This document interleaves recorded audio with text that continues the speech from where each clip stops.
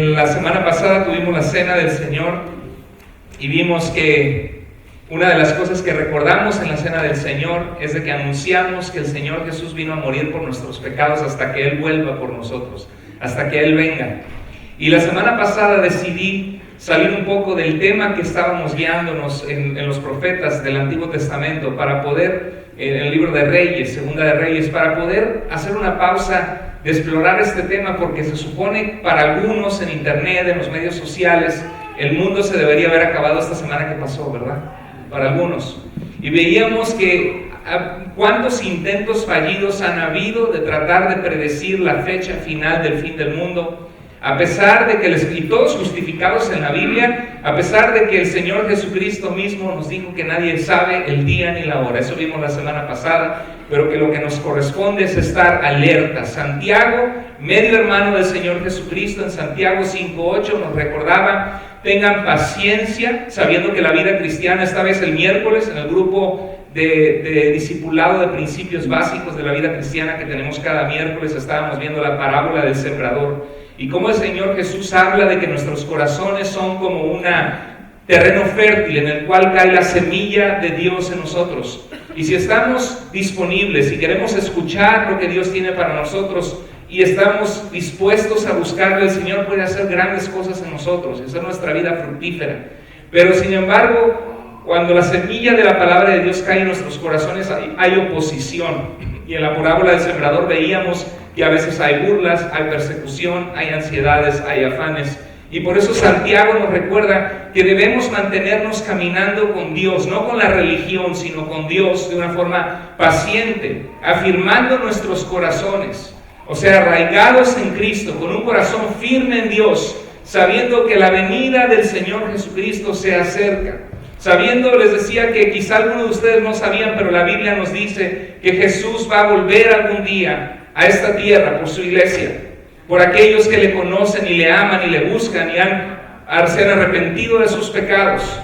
Y estos son dos libros muy populares que se vendieron muchísimo, que hablaban de que las últimas fiestas judías, 4 de ellas en los últimos 2 años, caían en eclipses lunares, en lunas de sangre, como le llamaban. Entonces, sacando del lenguaje apocalíptico de la Biblia que dice que en los últimos tiempos la luna se convertirá en sangre, ya ponía la fecha del fin del mundo en esta época.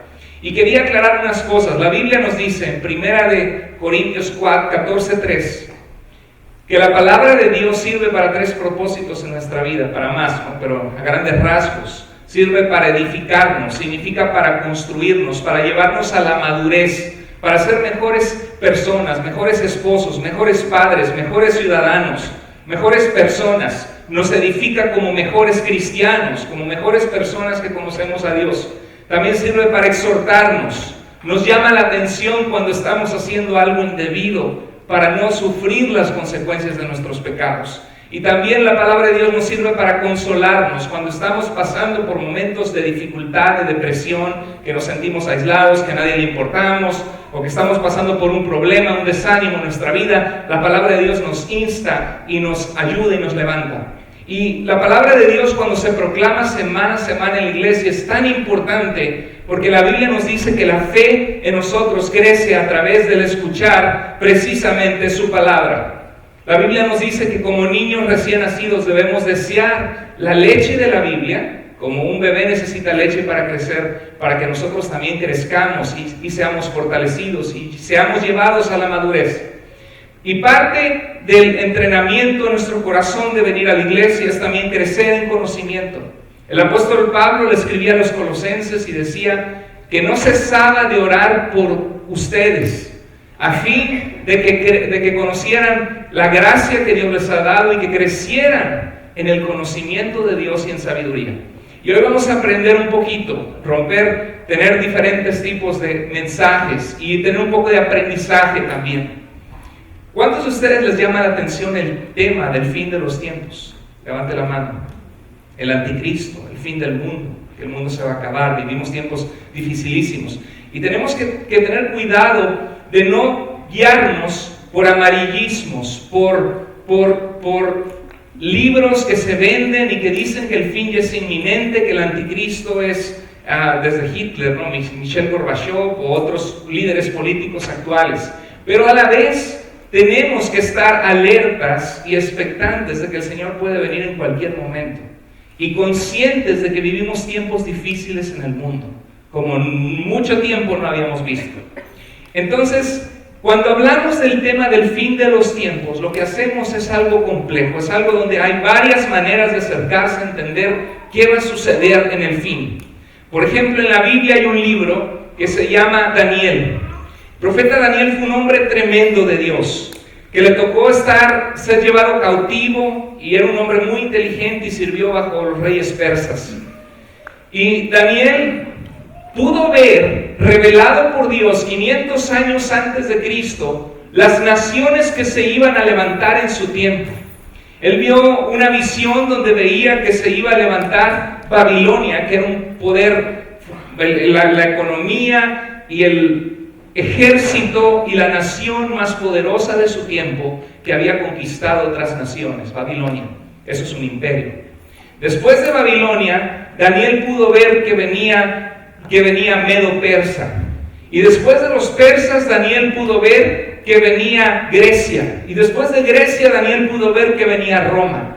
Y en la época de Roma, Daniel pudo ver que en ese tiempo iba a venir alguien que iba a ser el Mesías de Dios, aquel que Dios había apartado para ser Rey de Reyes, para ser el que iba a regir a las naciones, que era nuestro Señor Jesucristo. Daniel vio eso cientos de años antes de que sucediera, y eso es impresionante y da validez a la fe cristiana, porque ninguna religión tiene lo que la Biblia tiene en cuanto a predecir lo que va a suceder. La palabra de Dios es verdadera y nos guía a la verdad.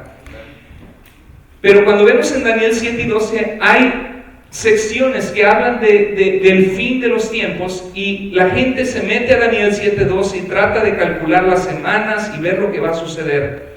También en Mateo 24, el Señor Jesús, antes de ir a la cruz, iba paseando por el templo en Jerusalén, y los judíos, sus discípulos que estaban con él, le preguntaron: Señor, qué maravilloso este edificio, este templo. Y Jesús empezó a decirles: de verdad les digo que este edificio tan bonito en el cual tenemos nuestra esperanza va a ser destruido, y no va a quedar piedra sobre piedra de este edificio. Y entonces los discípulos, sabiendo que Jesús iba a ir pronto a la muerte, le preguntaron: Señor, ¿qué señal habrá de estas cosas? Dice: Señor, ¿cuándo sucederán estas cosas y qué señal habrá de tu venida? Y Jesús empieza a dar un discurso en el Monte de los Olivos, donde habla lo que va a suceder, y nos dice de que cuidemos, que vendrán muchos en su nombre, que engañarán, que el amor de muchos se enfriará, y tenemos un discurso también que entender cómo va a ser el fin.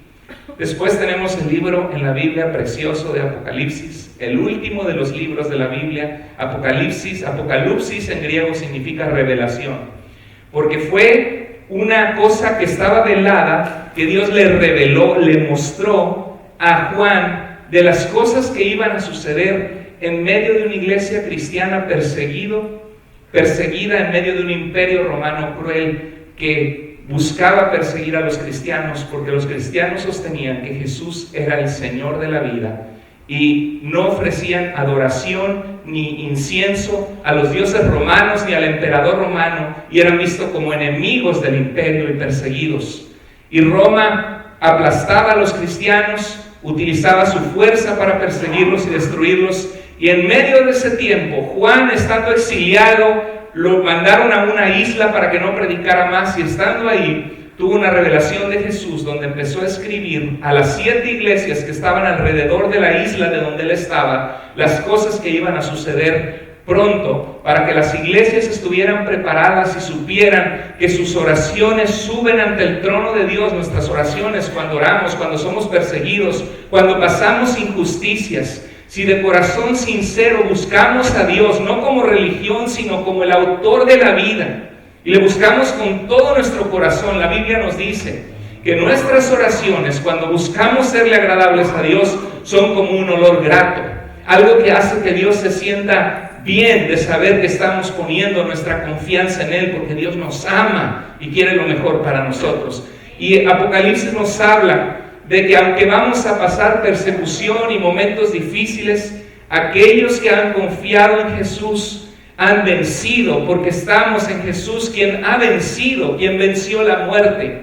No hay líder religioso de ninguna religión en el mundo que haya dejado una tumba vacía, sino solamente Jesucristo. Y por eso nosotros tenemos esperanza, y Jesús dijo: en la casa de mi Padre hay muchos lugares, y si no fuera así, si no hubiera vida después de la muerte, yo se los habría dicho.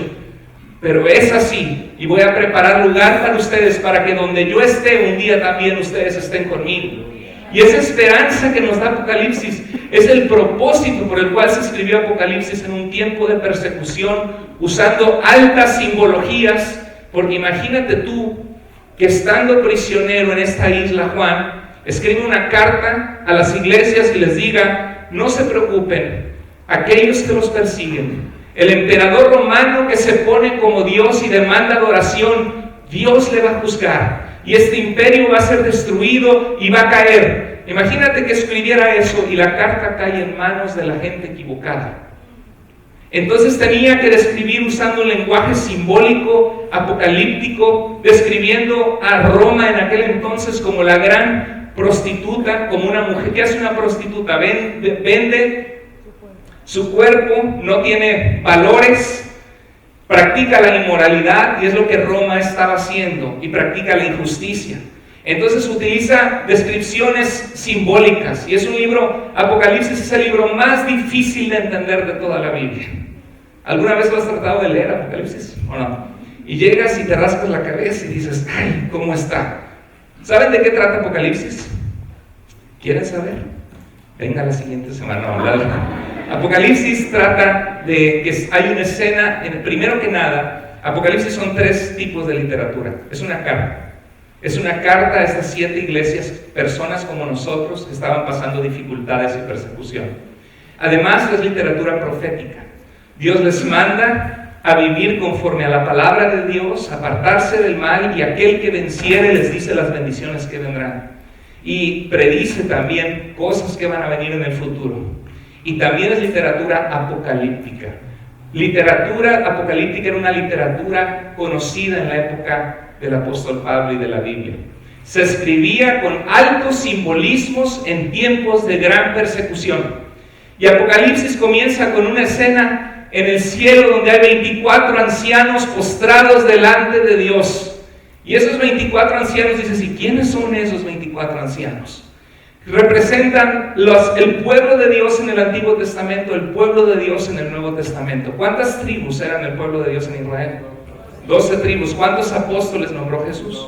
12. Y cuando Judas cayó, nombraron como reemplazo a Matías. Pero era un número representativo, simbólico, de decir que el pueblo de Dios está delante de su trono postrado, y la forma en que lo describe era la forma que los césares, los gobernantes de la época de Juan, tenían su concilio, mostrando a los lectores de aquella época que Dios es el emperador por excelencia, que Él reina sobre todo, que Él es el que verdaderamente es Señor sobre gente que señorea a otros, que verdaderamente Él es rey sobre los reyes, como Él era el emperador romano, pero muestra que el que está siendo exaltado es Dios. Y vemos que uno de los que son exaltados dice que se postraban delante del que está en el trono, que es Dios el Padre, y Dios se encarnó en Jesucristo. Dice que delante del Cordero, porque Jesús es el Cordero de Dios que quita el pecado del mundo, que aunque fue llevado a la cruz por tus pecados y por mis pecados, porque te ama,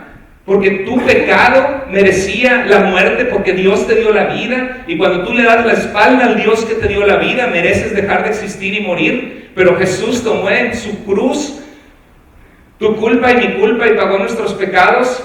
Y ese Cordero, ese Jesús que vino lleno de amor y sanó a la gente, que oró por sus perseguidores, que si quería podría haber mandado legiones del cielo y destruido a sus enemigos, pero fue voluntariamente a la muerte por amor. Ese Jesús que es como un corderito que calla y no dice nada, indefenso.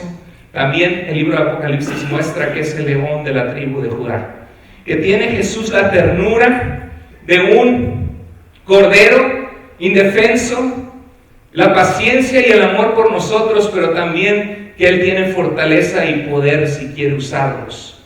Y por eso ese cordero que fue inmolado, que fue destrozado en su cuerpo, ensangrentado, golpeado, que fue a la cruz por ti y por mí, ese cordero de Dios, vemos que todo su pueblo del Antiguo y Nuevo Testamento, los 24 ancianos, se postran, y los ángeles del cielo y la creación espiritual de Dios, de las galaxias y el universo. No hablo de los ovnis ni de los extraterrestres, estoy hablando de toda la creación que Él ha hecho, de seres espirituales, ángeles, arcángeles, serafines, querubines, nombres que la Biblia describe de seres espirituales. Serafín, seraf, viene del hebreo, que significa ardiente. Los serafines son aquellos que están en fuego y en poder. Imagínate si Dios creó el sol y las lumbreras. Y dice la Biblia que todos ellos se postraban delante del que está en el trono y del Cordero, dándole adoración a Jesús también como Dios, y diciendo: digno es el Cordero que fue inmolado, que fue golpeado, que fue humillado por amor a nosotros, y le da rendición como Dios, adoración como Dios. Y se encuentra un rollo en Apocalipsis, y yo creo que por eso leer Apocalipsis es un rollo. No, es un rollo. Y este es una expresión mexicana que dice que es algo difícil. No, era un rollo porque en la antigüedad todavía no eran tan prominentes. Se inventaron hasta el siglo I los libros así. Eso se llamaba códices. La literatura se escribía en un papiro, en un pergamino, y se enrollaba, ¿verdad? Entonces, este rollo, cuando era una carta que se enviaba, como no querías que nadie se metiera a tu email o a tu messenger para ver tus mensajes, le ponían un sello con una cera, y si era real el rey, una correspondencia del imperio, del emperador, le ponían un anillo sellado, mostrando que nadie podía abrir eso más que la persona del rango y la autoridad digna de abrirla en la comunicación en el imperio. Entonces, Apocalipsis empieza algo así, que tienen ese rollo y lo empiezan y dicen: y ese rollo se supone que contiene el fin de las cosas que van a suceder, porque todo el mundo dice: ¿hasta cuándo voy a vivir aquí en la tierra? ¿Cuándo será mi día que me voy a morir? ¿Cuándo va a venir el fin? ¿Qué va a pasar con la injusticia? Y dice: ¿y quién es digno? ¿Quién puede abrir ese rollo, quitar esos sellos? Y todos en el cielo dicen: el único que es digno de abrir esto es el Cordero que dio su vida por nosotros y se humilló y mostró su amor por nosotros. Es el único que es Dios y que es Rey. Y entonces se empiezan a desatar los sellos uno por uno para poder abrir lo que tiene ese contenido. Y cada sello hay una señal en el cielo y en la tierra: caballos que traen muerte, hambre, destrucción. Y muestra que en medio de lo que Cristo resucitó y la iglesia continúa aquí hasta que Cristo venga, va a haber hambre, va a haber persecución, va a haber juicio sobre el pecado en este mundo. Y se empiezan a abrir los 7 sellos. Y ya que se terminan de abrir los sellos, entonces empiezan las trompetas. Muy mala trompeta, ¿no? Estamos una más fuerte. Pero se empiezan a ver las trompetas, y eran trompetas como de preparación, cuando por ejemplo entraba un ejército, cuando iba a haber una batalla. ¿Qué simboliza la trompeta? Prepárate porque viene algo, ¿no? Entonces las trompetas son 7 trompetas que preparan para lo que va a venir. Y después de las 7 trompetas vienen 7 copas de la ira de Dios, donde Dios derrama su juicio sobre el pecado y sobre el mundo. De eso trata Apocalipsis. Entonces son algunas señales, son 7 sellos, 7 trompetas, 7 copas de la ira de Dios. Y por eso es tan difícil de entender para nosotros, porque estamos muy alejados de ese tipo de literatura y forma de entender lo que está pasando.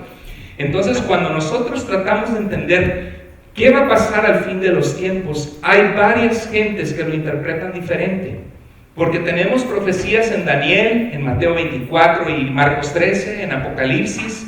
En 1 Tesalonicenses 4 es un pasaje precioso, donde el apóstol Pablo llevó la palabra de Dios a un grupo de personas, una ciudad que se llamaba Tesalónica, donde adoraban a los dioses de la fertilidad y del sol, del agua, del mar. Y en medio de eso, ellos se volvieron a Dios con todo su corazón, pero empezaron a ser rechazados y a padecer persecución. Y Pablo les escribe la carta animándolos que sigan firmes en Cristo, que recuerden cómo Él les llevó el mensaje con amor. Y Él le llevó correspondencia que algunos tenían miedo de decir: ¿qué pasa que algunos se nos han muerto y no ha venido todavía la venida de Cristo?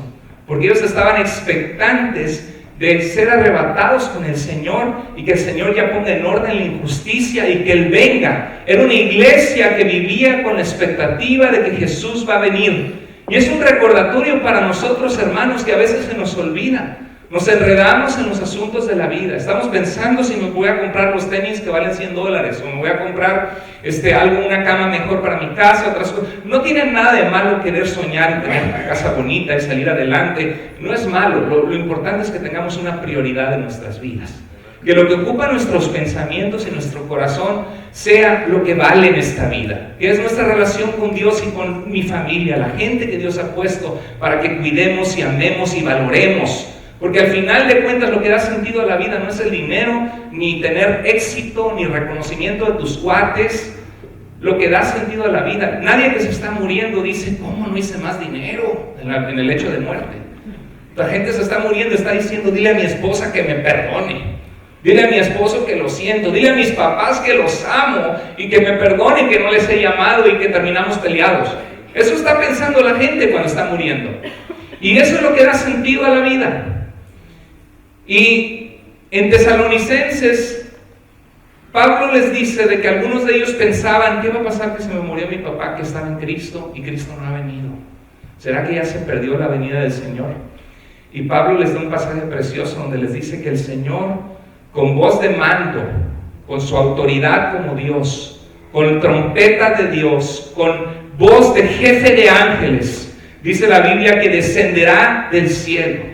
Y dice que aquellos que han muerto, sus cuerpos serán glorificados, dice, y aquellos que murieron serán primeramente resucitados y vendrán con el Señor, y luego nosotros seremos arrebatados juntamente con ellos para recibir al Señor, y Él vendrá a poner fin a la historia. Entonces, hay varias interpretaciones de este pasaje, y en ese pasaje se basa el famoso entendimiento que hemos tenido en películas y en libros y novelas del rapto de la iglesia. ¿Han escuchado? Que de repente estamos aquí y ya no hay nadie.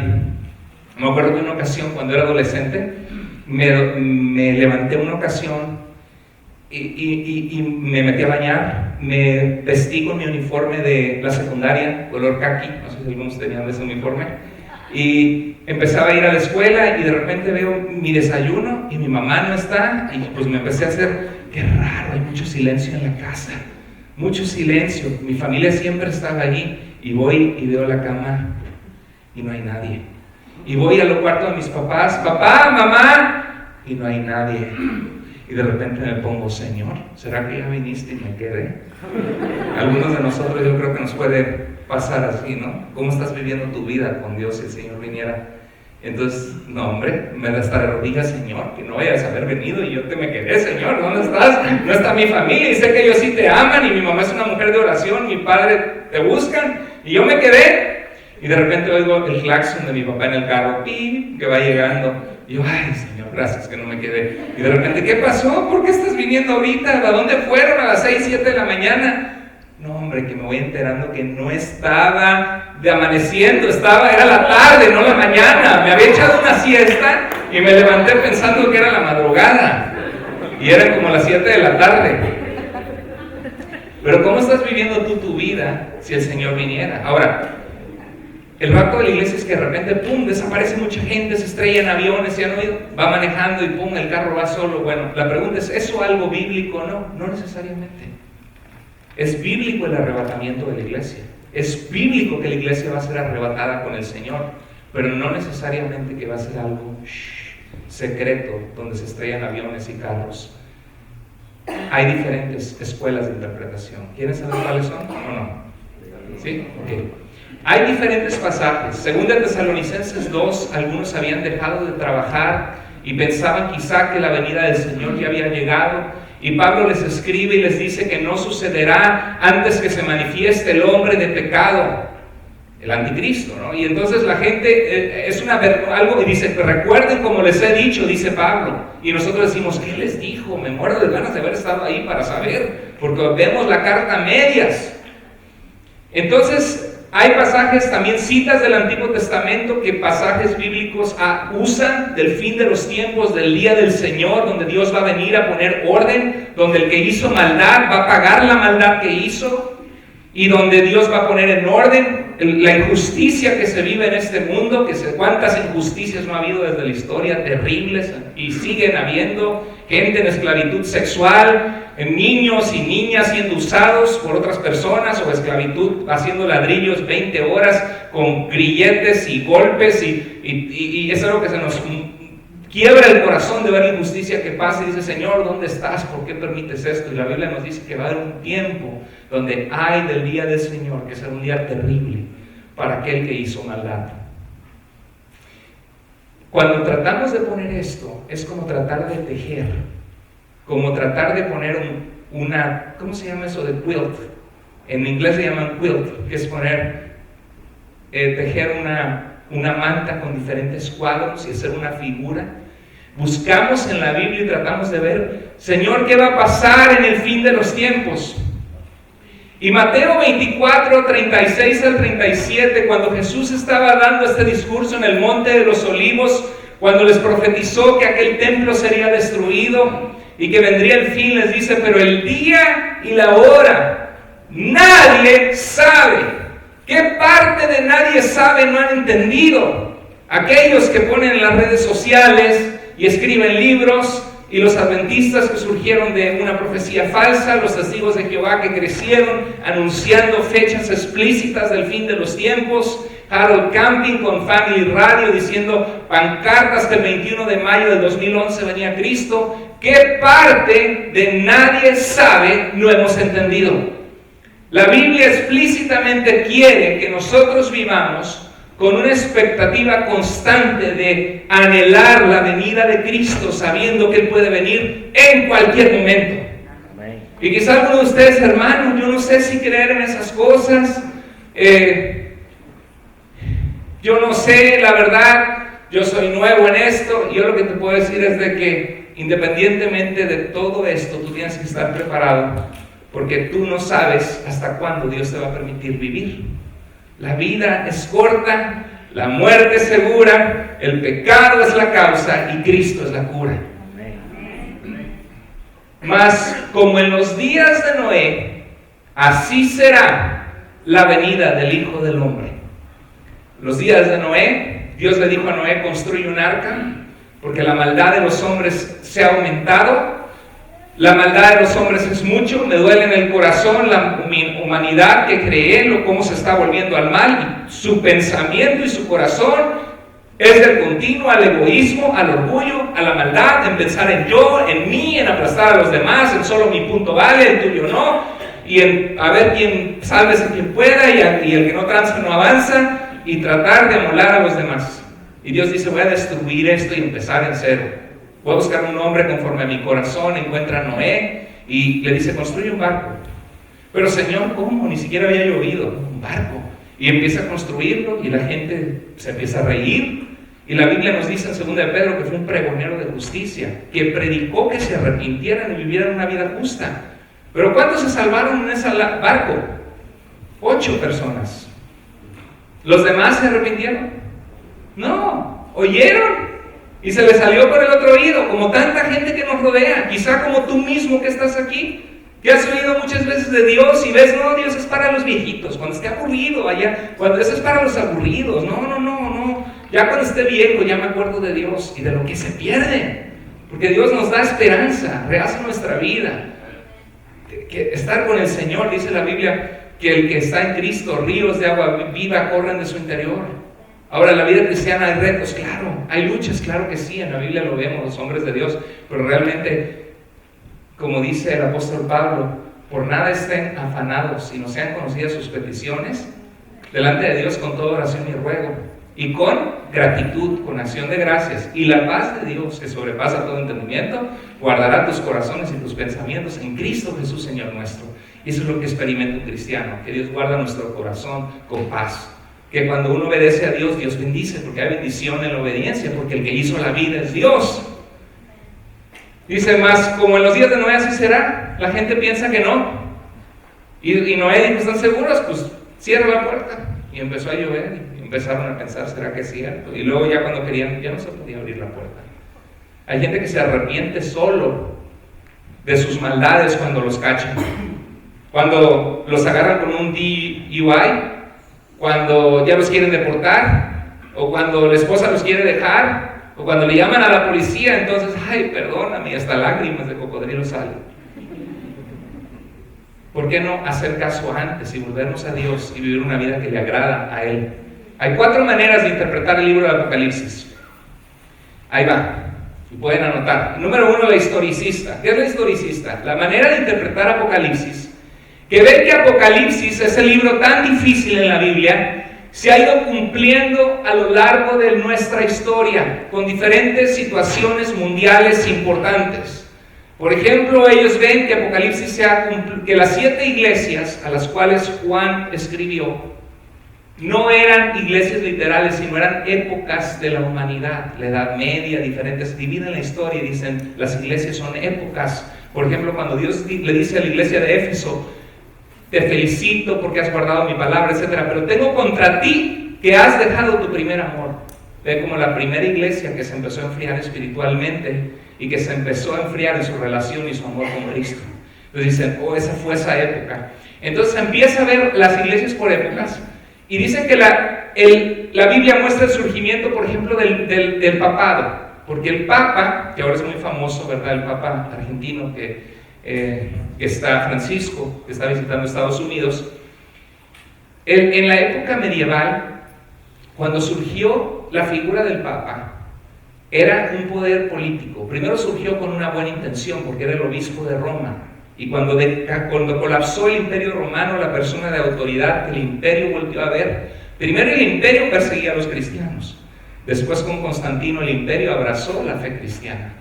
Y llegó un punto que los obispos de Roma eran una de las figuras de autoridad más importantes. Y en la Edad Media competían por el poder los reyes y los papas. Hubo una familia muy famosa de papas que eran prestamistas de dinero en Roma y patrocinaron obras de arte como la de Miguel Ángel y todas las que están ahorita en la Capilla Sixtina, esas obras de arte. Pero cuando se hizo esta mezcla de la fe cristiana con el poder político, hubo persecución religiosa dentro de la misma iglesia católica, la iglesia católica era la verdadera iglesia cristiana. Católico significa universal. Cristo dice, donde hay 2 o 3 en mi nombre, ahí estoy yo en medio de ellos.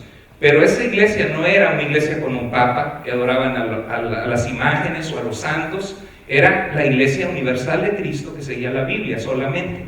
Pero cuando se casó el poder político con el cristianismo y empezó a haber tradiciones de los hombres que no venían en la Biblia, dentro de la misma iglesia hubo sacerdotes, obispos que buscaron reformar y volvernos a la fe cristiana y fueron perseguidos.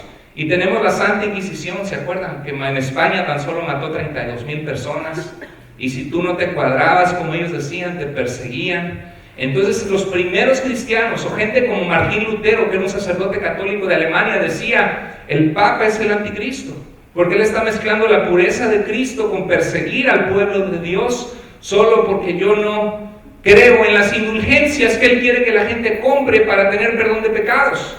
Entonces la historia historicista dice, el Papa fue algo que vio el Juan en su época. Y luego el Islam, la religión islámica que ha matado 270 millones de personas hasta nuestros días, desde que surgió el Islam. Entonces dicen, el Apocalipsis muestra que se han cumplido cosas y se van a seguir cumpliendo. Eso cree la historicista, no necesariamente lo creo yo, ni lo creen todos los cristianos. Dice, ay hermano, ya nos está emocionando. Ok, la historia futurista, la posición futurista, de interpretar Apocalipsis, es que tú ves que todo Apocalipsis no se ha cumplido, que cuando venga el tiempo que el Señor dice, ya es el fin, se empiezan a cumplir las plagas, los sellos, las trompetas y las copas de la ira de Dios, trayendo destrucción y gran calamidad en el mundo. Y esta es la más popular, la que ¿cuántos de ustedes piensan que esta es la más popular? Sí, que estamos esperando que todo Apocalipsis se empiece a cumplir, ¿verdad que sí? Como algo que habla solo de la historia. Ahora hay otra manera de interpretar, y esa es la famosa Left Behind. ¿Han oído las películas? Esa es la posición que habla del rapto secreto de la iglesia, etc. Y John Nelson Darby, lo interesante es que esta posición del rapto secreto de la iglesia se llama dispensacionalismo premilenial. Perdón por dispensacionalismo, se llama que Dios ha tratado con la humanidad de diferentes formas administrando su relación con la humanidad. Y premilenial significa que Cristo va a venir antes de un reino literal de 1000 años desde Jerusalén y Israel aquí en la tierra. Entonces, esta posición con la que yo crecí, yo pensaba que esa era la posición de la Biblia, porque por todas partes la escuchaba. Pero me di cuenta que John Nelson Darby, un estudioso de la Biblia irlandés, fue el que la popularizó en la década de 1850. O sea que no es algo que la Iglesia de Cristo ha creído siempre desde su historia. ¿Están conmigo? Te estoy perdiendo, ¿verdad? Ok, ahí vamos. Hay otra manera. Entonces dijimos que hay la historicista. Apocalipsis se ha cumplido en la historia y se va a seguir cumpliendo. Futurista. Nada de Apocalipsis se ha cumplido, casi nada. Se va a cumplir todo al final. Ahora, y es la más famosa, idealista. La idealista dice: yo me rompo la cabeza tratando de entender todos los detalles. Entonces, Apocalipsis solamente era una literatura apocalíptica para decirnos de que podemos sufrir con Cristo en medio de la persecución, porque Cristo ha vencido, porque al estar en Cristo tenemos paz y seguridad aún en medio de la persecución. Idealista fue una carta de ánimo a las iglesias que pasaban persecución, y la idea central es que al final la iglesia triunfará con Cristo. Ahora, esto creen todas las posiciones, pero cree que Apocalipsis no es literal, y de hecho Apocalipsis tiene lleno de simbolismos, sino simbólico de la idea final del triunfo que vendrá. Por ejemplo, la Biblia dice: y vi de repente, dice Juan, una bestia que subía del mar, un animal que subía del mar, y tenía 7 cabezas y 10 cuernos. Y tú te quedas: ay Señor, ya tengo pesadillas, no quiero volver a leer Apocalipsis. ¿Sí? ¿Y alguno de ustedes leyó eso? Y alguno de ustedes cuando estaba chiquito dijo: no, leí Apocalipsis y me asusté. ¿Sí? Porque está hablando, imagínate una ciudad, por ejemplo, como Éfeso, a donde fue escrito esto, y de repente veían del mar surgir las embarcaciones del emperador romano, viniendo a conquistarlos y a reclamar ese territorio para él. Surge de repente del mar un poder político, 7 cabezas, que domina toda la totalidad del mundo conocido para ellos, y tiene 10 cuernos. Los cuernos representan emperadores o gente que gobierna, que ha estado gobernando ese imperio. Y el mismo Apocalipsis en el 17:9 dice: y las 7 cabezas que has visto son 7 montes sobre los cuales se sienta la mujer. O sea, el mismo Juan te dice que esas cabezas no son literales, un animal que hace y con 7 cabezas que surge, sino te está diciendo que está usando un lenguaje simbólico para hablarte de que es donde se asienta el imperio dominante que estaba persiguiendo a los que eran de Cristo, que era Roma. Y hasta el día de hoy Roma está sentada sobre 7 montañas, 7 colinas, la bestia que surgió del mar con 7 cabezas. Eso no lo digo yo, lo dice el mismo Juan, te dice que eso significa en Apocalipsis 17:9. ¿Están conmigo? Es literatura simbólica. Perdón, un segundito. Hay un carro un carro negro con placas AQC5240. Si alguien puede, porque está obstruyendo el paso. Muchas gracias. Porque no se lo lleva la policía. Ok, muy bien. Si no, va a salir y va a decir: ya empezó a cumplirse el tiempo del fin. Okay. El fin de mi carrera, el fin de mi dinero, tener que sacarlo del corralón. Bueno, ok, entonces esta es la posición idealista. Y luego la preterista, ahí les va. Yo me acuerdo que estaba en la Ciudad de México y mi pastor en la iglesia donde yo iba, le pregunté: hermano pastor, ¿qué piensa usted del fin? Porque muchos de nosotros viene una plática del fin de los tiempos y ahí estamos, ¿no? ¿Y qué va a pasar? ¿Y será que es Vladimir Putin? ¿Y será que es Irak? ¿O será que Irán? ¿Será que ya van a tirar la bomba nuclear? Hermano, póngame ahí en esa clase, yo quiero estar. Somos bien morbosos, nos encanta saber qué va a pasar, ¿verdad? O chismosos, ¿verdad? Curiosos. Pero si te dicen: vas a la clase de la vida en el Espíritu, la clase de principios básicos de la vida cristiana, y luego voy, ¿verdad? Nos encanta saber las cosas, ¿verdad? Entonces le pregunté a mi pastor y mi pastor me dijo, yo soy preterista. ¿Qué es eso? Tiempo pretérito, ¿qué tiempo es? Tiempo pasado. Y me dijo, yo creo que la mayoría de Apocalipsis ya se cumplió. Y yo me quedé, hereje. Mi pastor es un hereje. ¿Cómo va a creer que ya se cumplió si estamos esperando que se cumpla? Y me molesté, me entristecí. Y luego fui al seminario y empecé a estudiar de forma más académica la Biblia en su contexto histórico, lo que estaba pasando, enriqueciéndome, viendo la situación que vivían las iglesias, las vidas, y yo dije, oh, ok, con razón era eso. Y yo respeto a la persona que tenga cualquiera de las cuatro posiciones. Mi posición como pastor, a la que ahora me inclino más, no a un extremo, es la preterista. ¿Por qué? Casi todo Apocalipsis ya se cumplió en el pasado, excepto lo principal, que el Señor venga a juzgar y a poner en orden este mundo. Siendo una carta escrita a 7 iglesias de Asia Menor, donde ahora está Turquía, que estaban pasando persecución, solo faltan por cumplirse los últimos capítulos. Miren, ahí tenemos en la pantalla las 7 iglesias de Apocalipsis. ¿Ve donde dice Patmos abajo? Ahí es en esa isla donde estaba el apóstol Juan. Y escribe una carta a Éfeso, Esmirna, Pérgamo, Tiatira, Sardis, Filadelfia y Laodicea. ¿Se fijan que hasta están en el caminito de por dónde iba? La persona que llevaba las copias de las cartas, sí, Juan, no te preocupes, yo las llevo en secreto para dar aliento a las iglesias que sigan adelante. Y se iba en su embarcación y llegó a Éfeso, se reunió con el pastor de la iglesia, que hay una carta de Juan, tengan, léanla en la iglesia a escondidas. Y luego iba a Esmirna, acá hay otra carta, y hay un mensaje de ti de parte de Jesús, de las cosas que estás sufriendo, de lo que estás fallando, de lo que estás haciendo mal. Entonces les envió estas cartas. Y dice Apocalipsis 1:1, ¿cómo comienza diciendo? La revelación de Jesucristo que Dios le dio para mostrar a sus siervos las cosas que deben suceder dentro de 2000 años. ¿Dijo eso? La revelación de las cosas que deben suceder pronto. Y la declaró enviándola por medio de su ángel a su siervo Juan, una persona histórica en aquel tiempo, iglesias reales. Imagínate que la iglesia, porque muchos ven en Apocalipsis de que las langostas, las colas de escorpión, y dicen, no, de seguro que son, porque Juan vio las visiones de helicópteros Apache, y vio la bomba nuclear y todo eso, y dice, Juan vio esto, y no supo cómo describirlo, y lo describió con este lenguaje.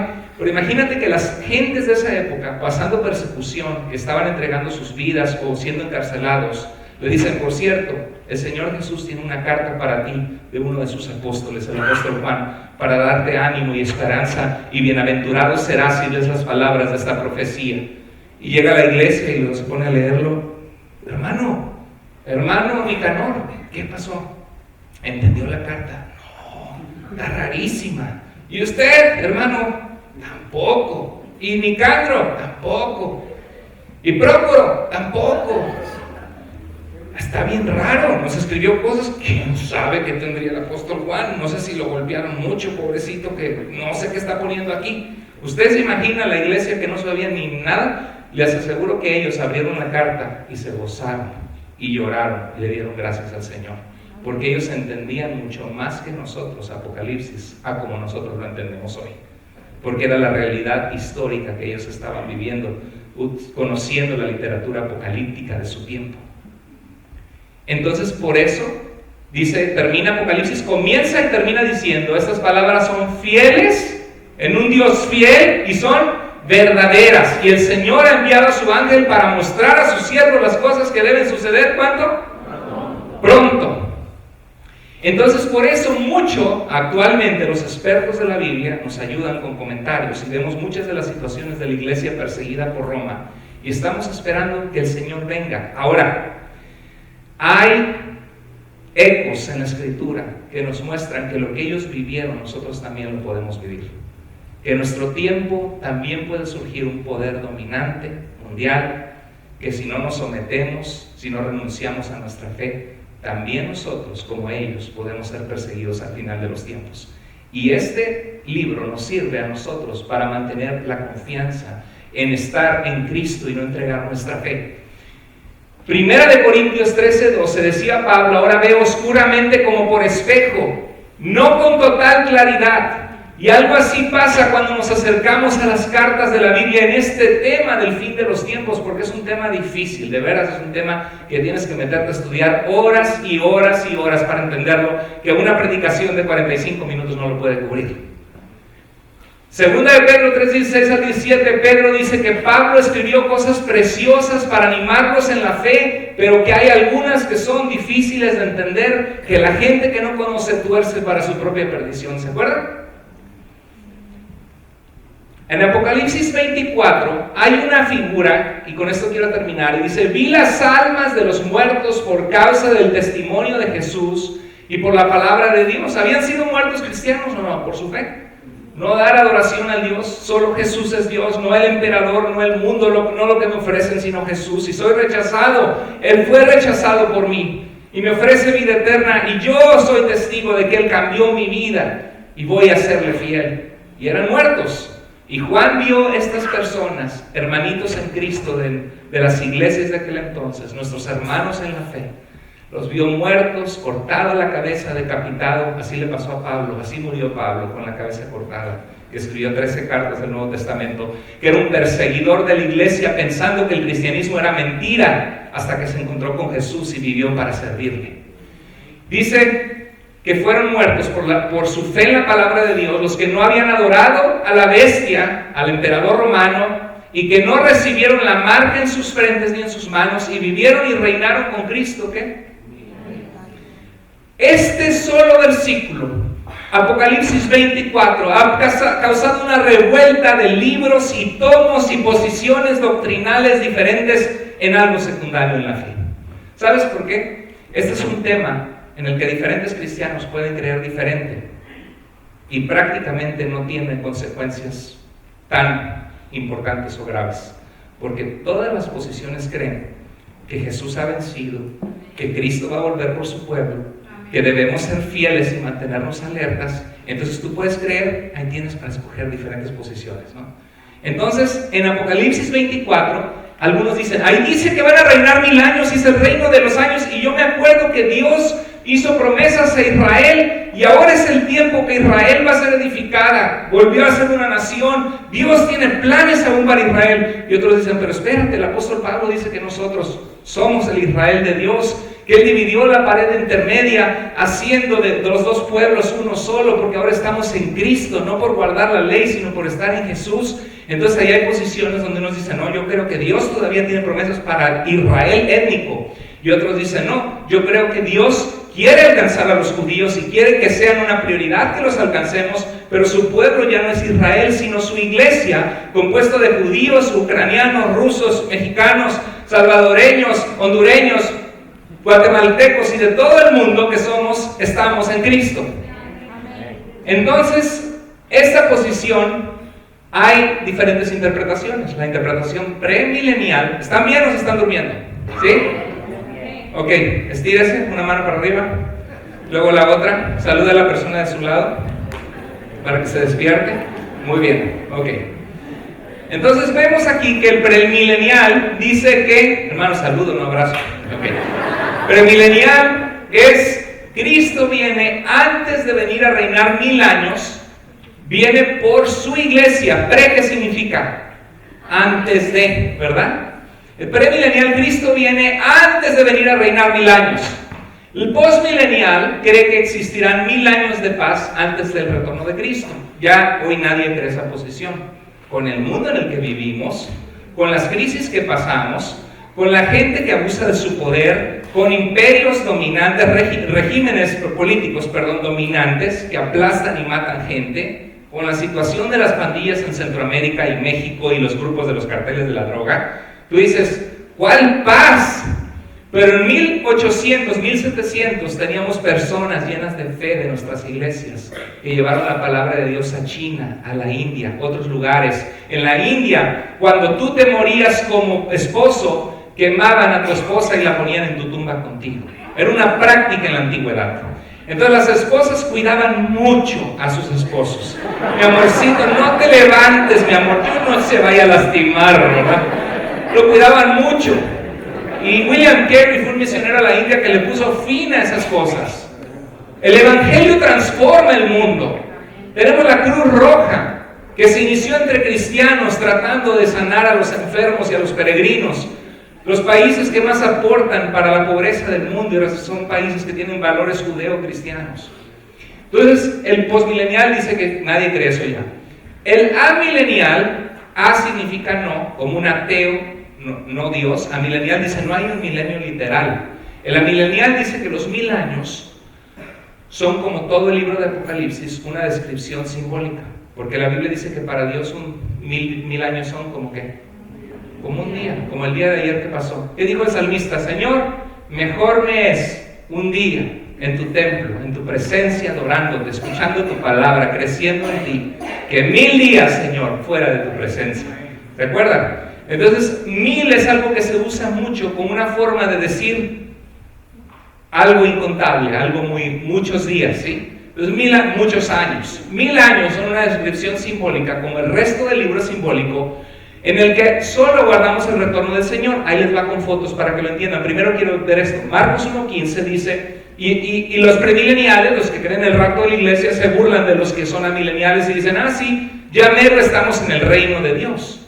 ¿Cómo vamos a estar en el reino de Dios si el mundo está de cabeza?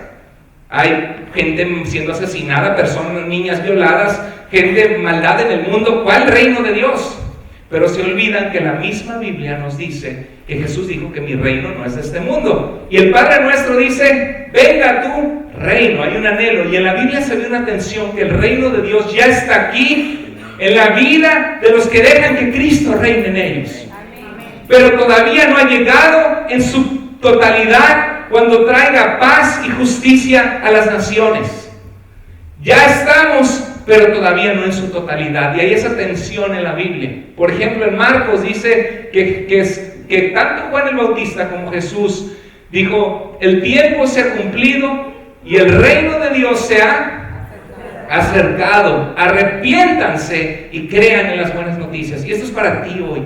Si tú nos visitas por primera vez, o por segunda, o tercera, o por 5 años tienes en la iglesia y nunca te has arrepentido de tus pecados, y nunca has confiado en Jesús para seguirle, este mensaje de Jesús es para ti. Dice, arrepiéntete, es que si vas para allá haciendo cosas que no son buenas, te das la media vuelta y dices, Señor, quiero seguirte y darle la espalda a aquello que me ata a vivir una vida sin ti, en el pecado. En Lucas 11:20 dice, pero si expulso a los demonios, decía Jesús, con el poder de Dios, ¿qué dijo Cristo a los fariseos?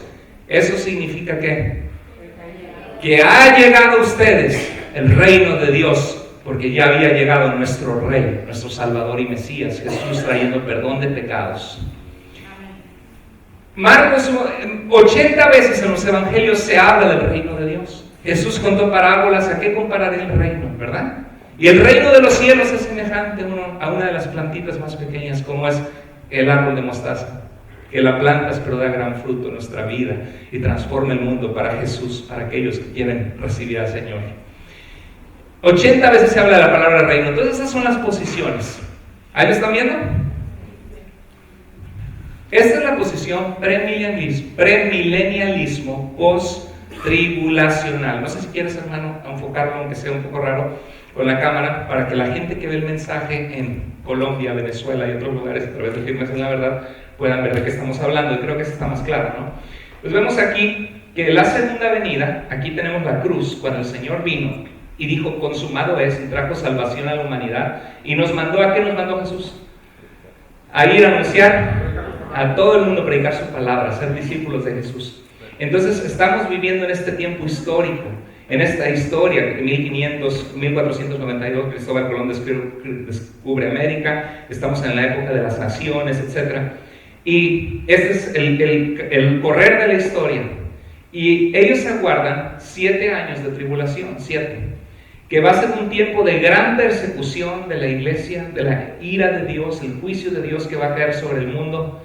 Y después de que pasemos por esa tremenda persecución, donde va a haber quizás una tercera guerra mundial, no sabemos, viene la segunda venida del Señor y establece un reino literal en Israel de 1000 años. Y al final del reino hay otra rebelión más, y entonces ya el Señor se pone a todos en su lugar y viene el juicio final. Esta posición la creyeron algunos cristianos en el siglo III o IV, pero no había rapto secreto de la iglesia. El rapto secreto de la iglesia, esta la empezaron a interpretar más en 1850 con John Nelson Darby, que cree que ahora vivimos en la historia y estamos esperando que de repente los carros se estrellan, los aviones chocan y todos de repente somos llevados de una forma espiritual, una forma inentendible, vamos con el Señor, y entonces el Señor viene por su iglesia en secreto, y luego después de 7 años cae la ira de Dios sobre el mundo, pero los cristianos ya no están, somos salvados de esa ira, y toman, que dice Tesalonicenses, que Él nos salva de la ira venidera, pero está hablando del juicio final, sobre las naciones y el pecado, y Cristo ya viene con su iglesia. Entonces viene por su iglesia y viene con su iglesia, y hay 7 años de tribulación. Esta es la más famosa, esta es la de Left Behind Series. Y entonces viene el reino de 1000 años desde Israel, desde Jerusalén. Luego Satanás es atado en esos 1000 años, y al final Satanás es dejado ir y viene el juicio final. Esta es la que todos nosotros crecimos escuchando, ¿verdad? Entonces la diferencia es que en el otro cree que la iglesia pasa por la tribulación, este cree que la iglesia no pasa, y entonces hay 2 venidas de Cristo, una por y una con. ¿Ok? Y yo creo que ya nos dio el tiempo, entonces mejor la siguiente semana continuamos. Ok. Vamos a terminarlo con 2 ilustraciones más. Entonces vemos aquí, esta es la posición postmilenialismo, que al avanzar la historia, el milenio estamos en la historia, la iglesia pasa momentos de persecución, pero va a venir un tiempo de gran paz donde el evangelio toca a las naciones vienen a Cristo, y al final de los 1000 años viene Cristo. Ya nadie cree esa posición. Y esta es la posición que creen muchos eruditos académicos en la escritura, y es la posición que yo me tiendo a inclinar más. Y cállese que hay gente que me va a acusar de herejía y falso doctrina. Esto no es algo que es esencial en la fe. Aquí no estamos hablando de que Jesús es Dios, Jesús es Dios. No estamos hablando que la Biblia no es inspirada por Dios, la Biblia es inspirada por Dios. Esas son doctrinas esenciales de la fe. Que la salvación es por gracia, inmerecidamente, un regalo de Dios, no por pertenecer a una religión, sino por venir a Jesucristo, por la fe. Esas son doctrinas esenciales de la fe. ¿Cómo sucederán las cosas al final de los tiempos? No es una doctrina esencial de la fe. Lo importante es que creamos que Jesús va a volver y que estemos preparados. ¿Amén? Bueno, esta es la posición que yo hasta ahorita, y sigo estudiando porque es un tema complejo, me inclino más. Y es la posición que la mayoría de los comentarios más de mejores expertos, en mi opinión, de lo que he visto, lo sostienen con una base muy fuerte histórica. Que el reino de Dios avanza a nosotros predicar el evangelio. Y que esos 1000 años era de las almas de los decapitados que estaban con el Señor aguardando el fin de la historia. Como dice Hebreos, tenemos alrededor nuestro una gran nube de testigos de fe que nos están viendo correr la carrera. Gente que ha dado su vida por la fe, que ama a Jesús, y su reino, como Jesús dijo, el reino de Dios ya está entre ustedes, su reino avanza. Porque todo Apocalipsis es simbólico, y cuando te metes a ver los simbolismos y las situaciones históricas, culturales y la literatura de la época de los lectores de Juan, todo empieza a tener sentido. Y dices, con razón, el número de la bestia es 666, ¿verdad que sí? Y el que tenga sabiduría, cuente el número de la bestia, porque es número de hombre, y su número es 66. Los judíos usaban la gematría, no tenían números, las letras del alfabeto eran números. Y cuando sumas 666, es la descripción de César Nerón, que mató a Pedro y mató a Pablo y persiguió a los cristianos y se declaró Dios. Y César Nerón, hay manuscritos antiguos donde la N de Nerón se podía omitir en hebreo, en griego. Se escribió en griego, pero en hebreo era la gematría de los números. Y la N en hebreo vale 50. Y dice, el número de la bestia es 616. Porque si le quitas la N a Nerón, que era una forma correcta de escribirlo también, era 616. Lo que está diciendo Apocalipsis es que así como Nerón, que persiguió a los cristianos y decapitó a Pablo y crucificó al revés a Pablo, según la historia de la iglesia, en los tiempos finales puede venir alguien con ese poder, así como Nerón, que va a querer perseguir a la iglesia de Dios. Entonces, cuando uno estudia y ve todo eso, dice, tiene sentido, y eso es mejor que las novelas que se publican y los libros que se venden, es académico. Entonces, el milenio simbólico es la historia y tribulación de la iglesia hasta que Cristo vuelva. Han habido más cristianos perseguidos y muertos en este siglo que en toda la historia de la iglesia. Cristianos que ahorita, si tú te conviertes en Cristo en una teocracia musulmana, te cuesta la vida. Y la iglesia va a pasar persecución y a veces nosotros no aguantamos nada. Es que me van a decir aleluya en el trabajo, me van a decir que me cambiaron de religión, me van a decir que me lavaron el cerebro. No, no soy cristiano. Y por tan poco entregamos nuestra fe. Cuando hay gente que está siendo muerta y manteniendo su fe en Jesús. Entonces nosotros, ¿qué aguardamos en esta posición? Aguardamos solo una cosa, que en el momento menos esperado, el Señor con voz de mando, con trompeta de Dios, con voz de arcángel venga por nosotros. Y eso puede suceder ¿cuándo? Puede suceder hoy, puede suceder mañana, puede suceder en 1 año, en 10 años, no lo sabemos. Pero la siguiente semana vamos a hablar, que también la Biblia nos habla de señales de los tiempos. Y vamos a continuar este tema. ¿Quieren continuarlo? Vamos a continuar la siguiente semana. ¿Aprendieron algo hoy? ¿Les ayuda lo que hoy vimos para tener una claridad? Porque hay diferentes posiciones en esto. Hay 4 maneras de interpretar Apocalipsis, que es la historicista, idealista, futurista y preterista. Y hay 3 maneras principales de interpretar el milenio. Que hay un reino literal de 1000 años desde Israel, desde Jerusalén, de Cristo, y al final hay otra rebelión. O que hay un tiempo de paz y entonces viene Cristo, o que el reino de Dios ya lo estamos viviendo al avanzarlo en nuestras vidas con el poder del Evangelio. No físicamente en un mundo perfecto, pero en un mundo donde el Señor restaura vidas y nos ha dado una encomienda como iglesia, que es proclamar su palabra hasta que Él venga. Ahora, algunos pueden decir, hermano, usted se está saltando, hay cosas que no. A ver, vamos a ver. ¿Qué dice 2 Tesalonicenses 1, 6 al 8? Léalo conmigo. Dios, que es justo, pagará con sufrimiento a quienes los hacen sufrir a ustedes, y a ustedes que sufren les dará descanso, lo mismo que a nosotros. Qué hermoso que vamos a tener descanso de todo el sufrimiento y dolor. Dice, esto sucederá después del rapto secreto de la iglesia de 7 años de tribulación y que venga un reino de 1000 años. Esto sucederá cuando el Señor Jesús se manifieste desde el cielo entre llamas de fuego con sus poderosos ángeles para castigar a los que no conocen a Dios ni obedecen el Evangelio de nuestro Señor Jesucristo, a los cortadedos, mochorejas y gente desgraciada que está haciendo la vida de cuadritos a la gente mala. El Señor va a venir y les va a dar su merecido. ¿Es esto? ¿Esto les suena un rapto secreto? Algo que nadie sabe. Desaparecieron muchas personas. ¿Qué va a pasar? Según este pasaje, cuando Cristo aparezca, ¿qué va a pasar? Viene su juicio sobre la maldad y el pecado. Abusadores de mujeres, golpeadores de mujeres, te la vas a ver con el criador de tu esposa. ¿Sí? Gente que hace maldad, te la vas a ver con el Señor. ¿Y qué dijo Jesús? Entonces aparecerá la señal del Hijo del Hombre en el cielo, y entonces lamentarán todas las tribus de la tierra y verán al Hijo del Hombre viniendo. ¿No que era secreto? ¿No un rato secreto donde se estrellan aviones y carros? Dice, y verán al Hijo del Hombre viniendo sobre las nubes del cielo con poder y gran gloria, y enviará a sus ángeles con gran voz de trompeta y juntará a sus escogidos, a su pueblo santo, de los 4 vientos, desde un extremo del cielo hasta el otro. Porque como en los días antes del diluvio estaban comiendo y bebiendo, casándose y dándose en casamiento, Cristo no viene, la religión es puro cuento, es puro negocio, te quieren sacar el dinero, nadie sabe si hay Dios o no. Y no entendieron hasta que vino el diluvio y se los llevó a todos.